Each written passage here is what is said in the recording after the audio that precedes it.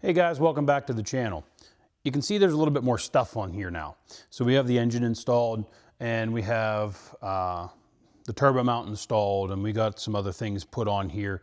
The one thing you can't kind of see is the fuel pump. So today I'm going to show you what I did, and we aren't completed with this fuel system just yet, waiting on some parts here, but I wanted to get this video rolling for you. So we ended up doing a whole fuel system on this 6-liter. Now, if you do any research on this, you'll find out that you can't do a regulated return with a fuel bowl delete, and it's a bunch of screwing around. However, they make nothing for an E-Series. So this is an E-Series, obviously we're working on here. We have been working on this. So if you've been following along, you've noticed that this is an E-Series, and there's a couple little differences with these versus the trucks. However, we are doing a fuel system on this. Now, I wanted to get rid of the bowl up in the valley. So the reason of removing the bowl is because you have to remove the intercooler pipe, you have to remove the air filter lid, and then also the tube that goes from the lid to the turbo, along with some coolant lines and a bunch of screwing around, and it's hard to get in here. So basically that fuel bowl sits here. All right, so wanted to get rid of the fuel filter up in the valley because it's a pain to get to. It does need serviced. There's been a lot more problems with 6-liter fuel filters.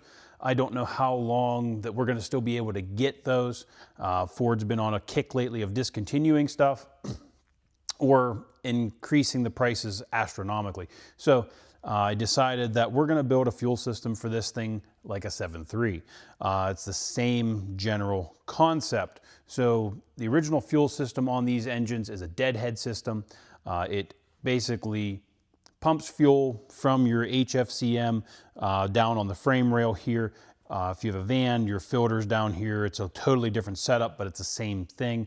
So it comes up into the upper fuel bowl here and gets regulated up here and gets distributed to the front of the heads. Now, when you do that, there's no return system. So if there's any air, debris, anything like that, it will go through the injectors. That's it, period. The only way out after it goes through your fuel module on the frame is through the injectors.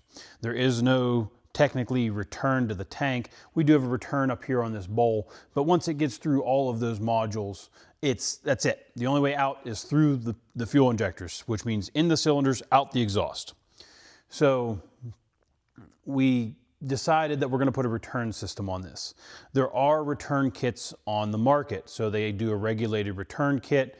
They place the fuel pressure regulator, which you can see here, up against the alternator. Well, we don't have that option with an E-Series, because once you put the alternator on, there's an intercooler pipe which goes behind it.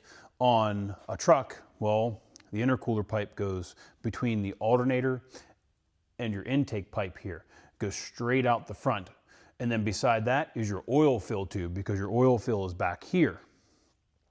So there's no room up here to keep a bowl and add a regulator. It's a very tight area. It's not much room at all. This is basically where the cowl is right here. So, how do we figure out what to do with that? So I sat down and I was thinking, and you can buy return kits and you can buy delete kits, but never together. So I put together a bowl delete and a regulated return. Now, doing this eliminates the module on the frame, and I'm currently waiting on some parts and pieces so that I can build a bracket to mount that all down here in the factory location. So that'll be later in the video, but I'm gonna go over and show you what I ended up doing up here. And the main thing that's gonna be different here is I used no soft lines, and I didn't cut a single factory line to put all this in. So this requires the body to come off to do this on a 6-liter, just because of how you have to route everything. Everything has been custom made, and it's not something that I would suggest doing in body. So if you want to do something like this, and you're working on your 6-liter, I highly suggest that you would pull the body off to do this. It makes it a lot easier instead of trying to do this where you can't see or you can't feel, or you have to remove a bunch of crap to get it off. So let's jump into this. I'll show you what we did in the front here, show you what we had to modify, and then I'll show you what I did in the rear and show you what we're gonna do down on the frame. So up here, we have our regulator. Now this gauge is not tight. Like I said, we're waiting for a fuel fitting for this. So this gauge is actually gonna be turned like this and look out the front here. Now the fuel bowl originally sits right here, and it's mounted to the same bracket that the fuel bowl would mount to. Now the fuel bowl is 3 inches from its base down here, which is pretty hard to see. We can see this bolt here. So we have 3 inches to the top of the bowl.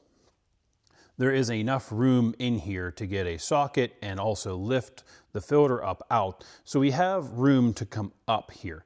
Now that was why I chose this spot here. Now this obviously is not doing anything. I need to get a plug for this. So we are going to be using a single return line in here, and I'll show you why here in a little bit. But this is where I mounted the regulator. I don't like that it's flat, but to make this work the way I wanted it to work, there's not quite enough room to get this to sit straight up, and then also have enough room to get this fuel line, return line into where I wanted to, and then get this return line out where I wanted to. It would make this a little bit too tall, and then it makes it very hard to see the gauge because the gauge would be directly behind the pipe here, and then you have your intercooler pipe over here. So I made this decision based on the fact that it would be easy to mount and it would stay out of the way of everything. There's enough clearance around everything. The only thing that's going to be tight is adjusting the fuel pressure. But once we adjust the fuel pressure here, we should not have to adjust it any longer. So we'll lock this nut and stud down good so that we don't ever have to adjust this. And if we did have to adjust it, it's as simple as removing the rest of the intake tube here that goes to the turbo that's obviously not here.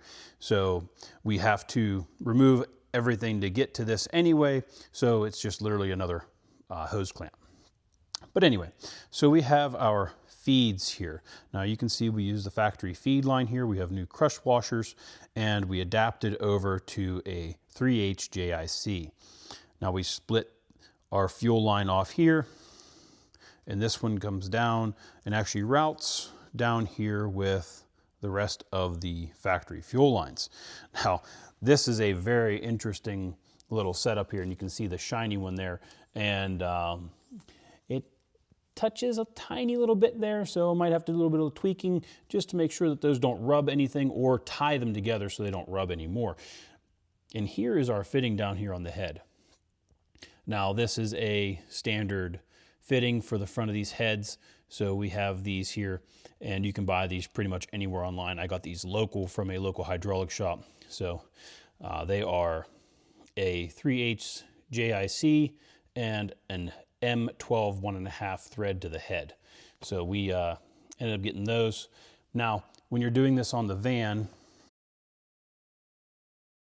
your vacuum pump gets mounted there. So that's this bracket here. So this bracket gets bolted on here and mounts the vacuum pump. So if you're going to be doing this, you need to clearance this bracket out a little bit more. It's already got a clearance in it about this far in, so you just need to take it a little bit further. And that is to clear this fitting here. So we just had to do a little bit of clearancing for that. That's the only modification we had to do on the front here. So we'll come back up to our T here where we split off, and that runs down over this way. Don't mind the oil tube here for the turbo. Runs down all along here and down to the same fitting on the other side of the head. This does clear the alternator. There is ample space between them. I am aware that the alternator gets hot, however there is space. And if you're doing the O-Dawg's diesel, the factory fuel lines aren't going to work on a van. at least not happily, let's put it that way, because this intake is much taller. So bending up of these fuel lines was almost a necessity for us because of the height of this intake. Now on this van, we did not run into any pulley issues, but that's fine. So now we've covered our feed system here up on the engine. So now we have to cover the return side. So we have a return line here. This comes from the engine. And like I said, we're using a single here. So this is a plug here eventually. So this runs down, follows down underneath here. This is our IPR kit that we're still installing here. It comes down and runs down over here to this T. Now generally I don't like to run a single return back to the regulator. I would rather do a dual return. But due to space constraints here, so we can't get to this side over here. There's just no room over here for this extra fuel return. So I had to do a T back here somewhere. And I wanted to run this line to here, but there wasn't quite enough room with the up pipe to get these to go the way I wanted to. And it just wasn't gonna work. So I ended up running a T here, and it's a little bit funky with the bends, but in the same scenario here, we have a 3/8 line that runs up to the regulator, and then even if we ran the dual lines, it runs back to the tanks with a 3/8 line. So in theory, this 3/8 line is big enough to run both of these returns. Now we ended up with a Banjo bolt back here again, so these are the fittings from the front of the head that we took out. So we go to this line here out of the head, so this is our return. Now these Banjo bolts you have to modify, and I'll show that to you here in a little bit. But run out of a Banjo bolt, we adapt to the 3H JIC on both sides here, and we ran this back behind the high pressure oil pump cover because we were trying to keep this behind the heat shield for the turbo. Now, this is a return system here. This works pretty well, I think. It doesn't rub anything, they don't touch anything, so these should last a long time. But the return system is very simple, so we've added this return system and a regulator, and we removed the fuel bowl. So now we're gonna come down here and discuss this. So we'll get to these Banjo bolts here in a little bit. However, since we're removing the HFCM down here, we have our feed and return, our feed and return. So since we're already doing our return regulation up top with the regulator, we had to make this little connector here. So these are quick connects that go to a -6AN, which is the same as a 3H JIC. So just put a piece of hard line in here, and now this is done. So this is our return line. We don't have to do anything with that. And we're going to be building our fuel bases and pump to sit with this bracket here. Now this bracket's the original bracket for the HFCM. So this is the van specific bracket, and the HFCM is van specific. So this is going to be different than a pickup truck, which sits with the frame this way, whereas this one would sit this way. So we removed it, and this is what we have here for lines. So we're going to build this whole big contraption here once we get everything here, and we're going to get that here into the video here a little bit later, but we don't have the pieces, so I can't build it here with you, and it's going to be some figuring. However, we're going to be using our Napa bases like usual. I had this filter laying around, so we're going to use this filter for now. This is a water separator. So we'll have two of these bases. One will be a separator, one will be a fuel filter. So we're going to have a base, and then we have the 7.3 fuel pump. Now these fuel pumps are notoriously great. So this is an OEM Ford unit. Uses the Bosch pump inside it here. And we've already got the fittings to do -6 or 3H JIC, both the same. So we have the fittings already on here. So we're going to mount this pump here, and then these two filters. So there's only one here, but that'll get mounted in this general area here.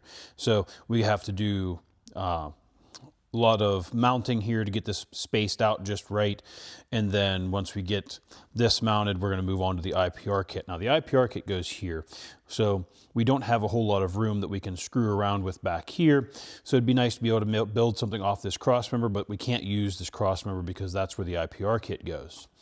And then there's not a whole lot of room over here to be messing with stuff.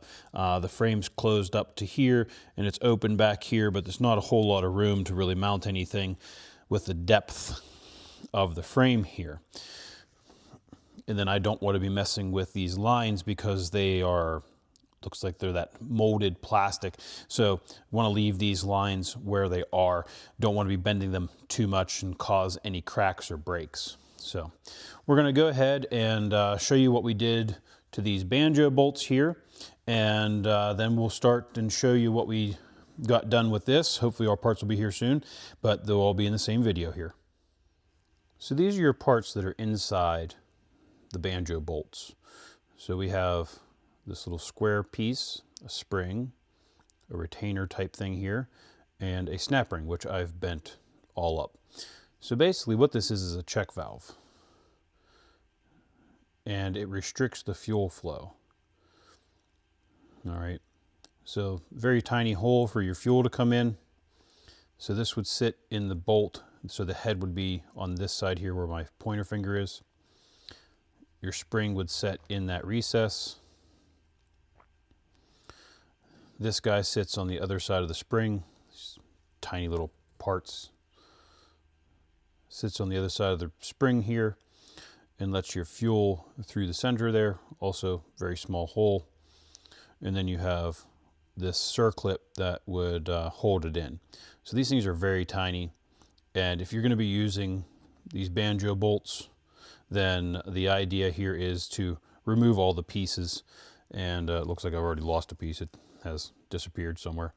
But these are what's inside the Banjo bolts, and I highly suggest removing these if you're going to be doing any kind of fuel system and reusing the Banjo bolts, because they are a very big restriction. So get rid of these, especially if you're going to be using them as a return, because you know, this looks like it's a check valve type scenario here.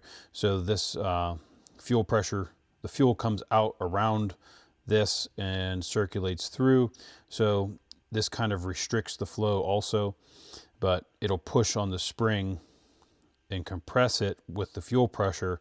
And what it'll do is it'll let fuel pass the Banjo, but it won't let fuel back out of the Banjo. So make sure you remove those when you do your Banjo bolts. So just like that, we have a fuel system. Now we are running, like I had said earlier, the 7.3 fuel pump, and this is a very good fuel pump. We have our Napa bases, both sides here. Now this contraption that I built here is all aluminum. So we have some aluminum angle here, and a radius that's cut out to let the fuel line come out of there. And then it's also bolted on the top here, and there's a foot that pushes against the base here that we built, and it's actually bolted there. So this is all one big unit now. So it is mounted to the factory bracket here. So everything is drilled and tapped. There is no through bolts on any of this. So the bolts here, all these bolts for the fuel filter base are threaded into the blocks here. So we have 2 blocks that are stacked because I didn't have a 2-inch tall block. So 2 blocks bolted together with 3 bolts here. And then we have 2 bolts in the top here for the angle iron, and there's one underneath that will bolt from the bottom into this block. And then we have a holder here to hold this fuel line steady so it doesn't rub and vibrate underneath here. And we have our hard lines here that are made. So everything is plumbed in here. We don't have any leaks. These quick connects work very well. I'm very pleased with that. And we just ran straight shots here and no extra line. We just had to bend this line a little bit more to get this to not kink or do anything funky. So I'll go underneath and show you the bottom side of this so you can kind of see what we did here and give you a little bit better view of the bottom. So here we have the filters. You can see them, but they do not hang any lower than the radius arm mount here. And this will all be hidden by the van body anyway. And they also don't hang any lower than the transmission cross member, or actually I don't think the transmission. So I'm happy with the placement and the fitment of all this. It literally took me all day to build this whole unit here, just because we had to be weary of what's bolted where and how everything bolts together. So I would show you this whole big unit, but I don't want to rip it out of here to show it to you. So this is your top view here, and we'll show you the bottom view here in a second. So underneath here, you can see we have our 2 filters, and we have our little bolt there for the foot. So that makes this fuel pump a little bit more secure there. It's not going to be vibrating up and down. So this is very sturdy here. If I push on this line even, it moves the whole bracket. So we have the bolts back here that mount the factory bracket to the frame here. And then we use the factory holes in that bracket to bolt to the aluminum bracket that I made here. So if you look real close here, that's my finger. Right at the corner of the fuel filter base, you'll see a little bit of a black spot there. That is the bolt hole for the mounting bolt on the other side. So everything is drilled and tapped into the aluminum there, and this gives you a good look of that foot bolt also, which we had to weld that little piece in there. So we didn't use any through bolts on any of this. Everything has been drilled and tapped. And then the fuel pump would be easy to service here. You literally just take this bolt out and you loosen up your fittings there and move that pump out of there. You can take it right out. So it would go out that way anyway. So you may just have to loosen that line completely and just slide it down out of the way and slide the pump forward. So the bracket being here behind this pump doesn't necessarily make any difference because that pump goes out that way. So this is what we did down here. So I think this will work very well. It should do us very well. This is going to be a lot easier to service than the original system. So I like to use the aluminum bracketry. It makes it a lot easier to drill and tap stuff. And then the aluminum is a little bit lighter as well, a little bit more sturdy than just using steel. And if we were going to use steel, because I needed that 1-inch thickness there, yeah, you could weld stuff together and build stuff like that, but I wanted this to be bolted together, and the aluminum makes it a little bit lighter. So we're going to go ahead and give this a test real quick. I did do a test earlier to make sure that it was going to work. So we're going to give it another test here, and I also finished up the fuel pressure gauge on top. So the only thing we haven't done here is I need to mate this plug to this plug, but for testing purposes, I just kind of hot wired this to the battery just to make sure that we could give this a good try. So we have power here, pump comes on, and then we'll show you up top. So we still have a lot of air in this system. So every time I run it, I get more air out of it. So until it actually runs, it'll have air in the system. But we ended up doing this with the fuel pressure gauge up top here, and we got our plug installed on the fuel pressure regulator. So we have a working fuel system here, which is wonderful. It's set right around 68 PSI. I know that it's supposed to be between 65 and 75, so I chose right about in the middle there. So we will see how this pressure runs. We should be okay with that.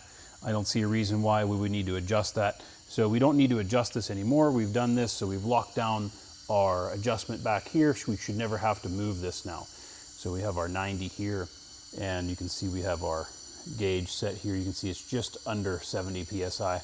I might bump that up to 70 here a little bit later. As we get the air out, the gauge will fluctuate a little bit. So I think we'll be good with that. You can hear the fuel running through the lines here. Nothing unusual, especially since we're using all hard lines for everything here. So we'll go ahead and disconnect our pump here. And you can see that we're still hovering right around that 60 mark. We just have a little bit of air in that line, and it's going to drop as that air filters up into the gauge there. So as long as it doesn't plummet real fast, then that's a good thing. We also haven't ran this at all, so we don't have, there's air stuck in the injectors and everything like that. So with this being the highest point, this is gonna get the most air, so we're gonna get a little bit of fluctuation here, but this gauge didn't go way down. So it is holding fuel pressure here. I had it sitting here for a while and it didn't drop below 40, which is fine. It's not uncommon for this gauge to settle down after you turn the pump off, because that pressure can actually feed back through the filters and back through the pump and stuff. So it's just normal. As long as you are maintaining that fuel pressure as it's running, that's what you want. And we did do a leak check here, and I happened to leave this fitting loose, which was great because it was easy to get to, but no other leaks. And the easiest way to check for leaks is just to touch all the fittings here, make sure that there's not any wetness or anything like that. So you just run your fingers over everything, make sure that there's no dampness, no wetness, no diesel anywhere. So that's the easiest thing to do. So I hope you enjoyed this video on an e-fuel. So the E-Series van can be easy if you have the body off, but we built this huge bracket here. It's pretty elaborate. It doesn't need to be this elaborate, but that's the way I liked it. So I wanted it to fit there. We still have to have the IPR system go around this bracket, and I know it's going to be a little bit tight. We might have to build some brackets to go up over this bracket here to hold the hoses. It's not going to be a big deal at all. So if you're four-wheel drive, if you're four-wheel drive E-Series, obviously this style of bracket's not going to work for you, because this is where the drive shaft would be for your front axle. And it kind of makes it difficult for you to do an e-fuel of this magnitude with the filters and the base and the fuel pump and everything down there. But your standard two-wheel drive E-Series, there's a pile of room right here to do something like this. It's just a matter of building your bracket. So built this bracket today. It literally took me all day, and I'm very happy with the outcome for it. And I was very happy to only have that one little leak. So we built this fuel system, and I'm hoping that this will do very well for this van.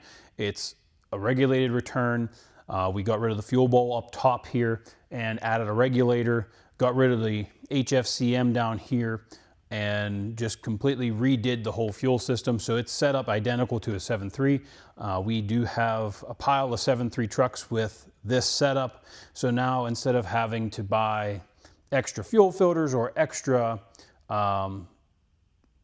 fuel pumps or anything like that for the 6-liter, we can just have one extra pump that runs all the 7.3s and a pair of filters that fit all of the 7.3s. So it's a lot easier to just have everything universal for us. It's also very easy to get this pump that's still produced. It's a very good pump. It's reliable. I know we had to change the fuel pump in this van a long time ago. It just quit. And that's what the 6-liters are notorious for. You change your fuel filters, and then all of a sudden you don't get a fuel prime again. So as soon as they lose prime, sometimes they just fail on you. So we wanted to avoid that scenario altogether. So, the cartridge filters are always really nice. The way that this was set up, it was nice. The 6-liter trucks are miserable to change the fuel filters on with the way that they have those things set up. So this is something that you could do to your pickup, not necessarily in this exact way, because of, there's a lot less room in an E-Series. So we did this way with the E-Series, and it looks like it's worked out very well. We will find out whenever we go to start it, and hopefully it runs right,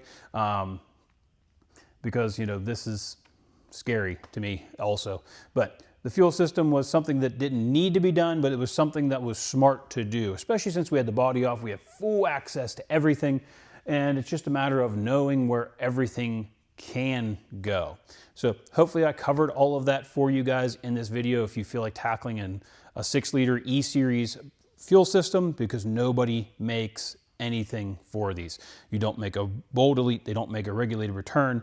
When you say van and 6-liter, everybody's just like, don't want to touch it. So this is something that's a little bit more unique, a little bit more custom, something that, hopefully if you guys decide to do this on your own, that it'll give you some tips and pointers on what to do or where you can put stuff or how to do it. So I bought all the tools to bend this hard line. I already had a flaring tool. I just had to buy the tooling set to bend all the line or to flare all the lines. I had to buy the tubing bender, which was not cheap. I highly suggest buying a tubing bender if you're going to be bending hard line. And then all the fittings and stuff like that. I think I used 18 tube nuts and 18 ferrules or whatever goes inside the reinforcement for the flare. So I used 18 of those and 18 of the nuts. And we have miscellaneous fittings and street 90s and a whole bunch of stuff here. So could I build this for you? Probably not. The reason being is everything was bent to fit, and bending these and sending them out is just not something that I would advise. So I can see why nobody makes a kit for these, but if you're handy, if you have a way to get the body off, if you have a way to, even get half this stuff off so you can get to the fuel lines. I mean, you get to the back of the fuel lines pretty easy, and you can do this in the van if you really wanted to, but you got to pull the front end off so you can get to the fuel lines easy. So there's a lot of stuff that you can do. You don't necessarily need to pull the body off, but it sure does make life easier, especially since we ran hard line everywhere and not an ounce of soft line. So we retained all the factory lines. We had to massage them a little bit, but we didn't cut any factory fuel lines, which is great. So this is technically reverse compatible. So if we were to say, hey, this isn't going to work for us at all, I mean, it's a lot of work to undo, but we can revert back to stock. And that was kind of what I wanted to do.